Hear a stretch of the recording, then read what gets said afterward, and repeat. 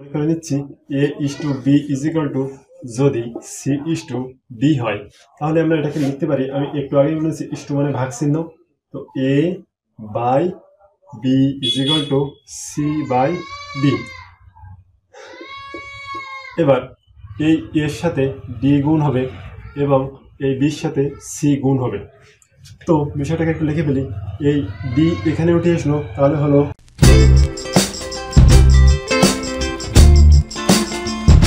আমি ইতিমধ্যে ইউটিউবে অনেকগুলো সূত্রের ক্লাস নিয়েছি। তো সেই ক্লাসগুলো দেখার পর তোমরা অনেকেই কমেন্ট করেছো এবং পার্সোনালি ইনবক্সে আমার সাথে যোগাযোগ করেছো যে আমি যেন বীজগণিতীয় অনুপাত সমানুপাতের ক্লাসটি নিয়ে আসি।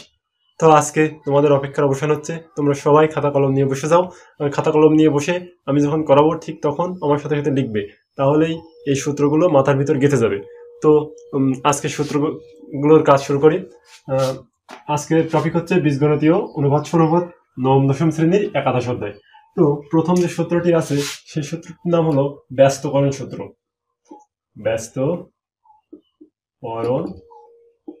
সূত্র। তো এই ব্যস্তকরণ সূত্র জানার আগে আমরা একটা টপিক জেনে নেব। সেই টপিকটি হলো ভাগ চিহ্ন কতভাবে দেওয়া যায়।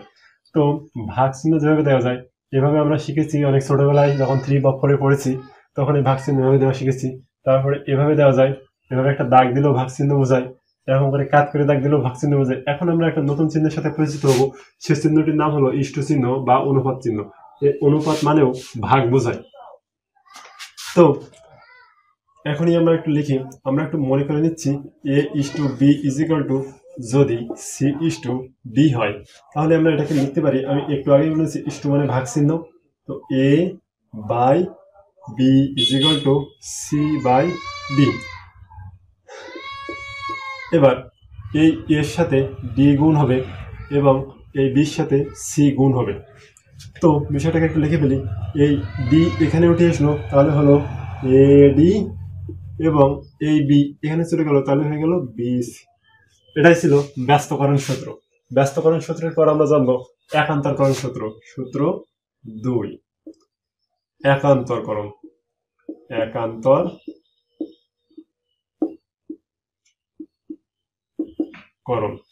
তো একান্তরকরণ সূত্রটি বোঝার জন্য আমাদের সর্বপ্রথম লিখে নিতে হবে A is to B is equal to C is to D. একইভাবে ব্যস্তকরণের মতো দ্বিতীয় লাইনটি হবে এই এ ইস টু মানে ভাগ চিহ্ন, তারপরে হলো B is equal to C, তারপরে হলো ডি। এবার একান্তরকরণের ক্ষেত্রে এই যে এ, এই ডির ধারে যে ডি যেখানে আছে সেখানে বসবে এবং ডি উঠে এই এর এখানে বসবে। তো কিভাবে সেটা দেখি একটু। এই ডি লিখলাম এখানে আর তলায় লিখলাম B is equal to C by A. এই এ এখানে আসলো আর ডি গেল ওই উপরে। এটাই ছিল একান্তরকরণ সূত্র। তো এরপরে আমরা জানবো যোজন সূত্র কি জিনিস আসলে। তো সূত্র 3 একটু লিখে ফেলি। 3 যোজন সূত্র। যোজন। তো যোজন সূত্রের ক্ষেত্রে আমরা কিভাবে মনে করে দিচ্ছি A is to B is equal to B is equal to C is to D. তো একইভাবে দ্বিতীয় লাইনটা লিখবো A by B is equal to C by D. তো এই যোজনের ক্ষেত্রে যেভাবে করা যায়, প্রথমে আমরা লিখবো এই এ বাই বি যা আছে লিখলাম এবং এই বি ওপরে হবে যোগ যোগ বি, এবার সে হবে এই ডি ওপরে উঠে যাবে যোগ ডি আর তলার ডি তলায় থেকে গেল। এইটা ছিল যোজন সূত্র। এবার আমরা জানবো বিয়োজন সূত্র কি জিনিস। তো যেহেতু বোর্ডের জায়গা নেই সেহেতু আমি একটু উপর থেকে মুছে নেব।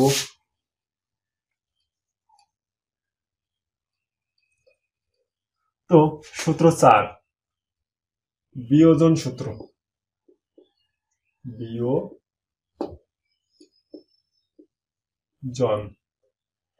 তো এটা লিখে ফেলি A is to B is equal to C is to D হলে আমরা কি লিখতে পারি A by B is equal to C by D. তো যোজনের কাজ আমরা দেখেছি তলারটা উপরে উঠে যোগ হয়, তলারটা উপরে উঠে যোগ হয়। বিয়োজনের ক্ষেত্রেও একই কাজ, এই তলারটা উপরে উঠে বিয়োগ হয় শুধু। আর তলার ডি তলায় থেকে গেল এই সি মাইনাস এই ডি উপরে উঠে গেল, বিয়োগ হয়ে গেল, তলার ডি তলায় রয়ে গেল। এটা ছিল বিয়োজন সূত্র।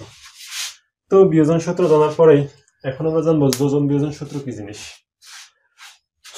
অর্থাৎ এখন আমরা এই যে যোজন আর বিয়োজন একবারে করব। তো সূত্র 4 হয়ে গেছে, সূত্র 5 যোজন বিয়োজন।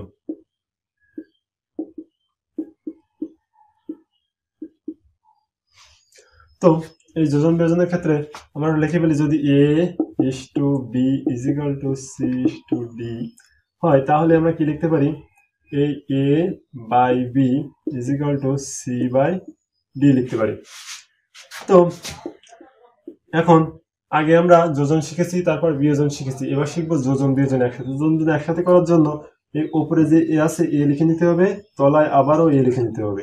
এবার এই বি একবার উপরে যোগ আর তলায় একবার বিয়োগ, সমান সমান বিপরীত পাশে একইভাবে হবে সি সি লিখে নেব, এই প্লাস ডি মাইনাস ডি। তো এটা ছিল যোজন বিয়োজন সূত্র। যোজন বিয়োজন সূত্র পরে আমরা সূত্র 6টি একটু জানবো। তো সূত্র 6টি ছিল, যদি a by b is equal to c by d is equal to e by f is equal to g by h হয়, তাহলে আমরা এই বিষয়টাকে এভাবে লিখতে পারি, a প্লাস উপরের গুলো সব যোগ plus c plus e plus g, আর তলার গুলো সব যোগ b plus d plus f plus h। তো এটা ছিল 6 নম্বর সূত্র। 6 নম্বর সূত্রের পরে আমরা আরো একটি টপিক জানবো, সেটি হলো ক্রমিক সমানুপাতিক কি জিনিস। তো এখন আমি বড় করে দেখাচ্ছি। এখন আমি একটু উপর থেকে বিয়োজন সূত্রটা মুছে ফেলি এবং লিখি ক্রমিক সমানুপাতিক কি জিনিস এবং ক্রমিক সমানুপাতির কি সূত্র আছে। ক্রমিক সমানুপাতিক।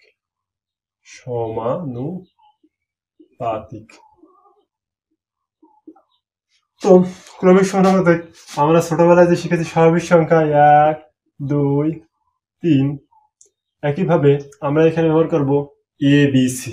কি ব্যবহার করব? A B C. তো এক্ষেত্রে যদি আমরা মনে করি a is to b is equal to b is to c হয়, তাহলে এই বিষয়টাকে আমরা কিভাবে লিখতে পারি, a by b is equal to b by c। তো আমরা যে প্রথমে ব্যস্তকরণ সূত্র শিখেছিলাম, এভাবে গুণ হয়ে যায় কোনাকুনি, তো আমরা বিষয়টাকে একটু কোনাকুনি গুণ করে দিচ্ছি, অর্থাৎ ব্যস্তকরণ করে দিচ্ছি। ব্যস্তকরণ করলে হয় এ আছে গুণ হয়ে যায় A C is equal to হয় বি আর বি গুণ করলে হয় বি স্কোয়ার। এখন আমরা এই ঘটনাটাকে একটু উল্টায় লিখি, এই B square is equal to S. তাহলে এবিসি যদি ক্রমিক সমানুপাতিক হয় তাহলে হয় B square is equal to AC. এটা ছিল ক্রমিক সমানুপাতিকের সূত্র। তো বীজগণিতীয় অনুপাত সমানুপাত 9ম শ্রেণীর যে সূত্রের ক্লাস সেটি এই পর্যন্তই ছিল। পরবর্তী ভিডিওগুলোতে আমি কিছু অঙ্ক বা ম্যাথ সলিউশন নিয়ে আসার চেষ্টা করব।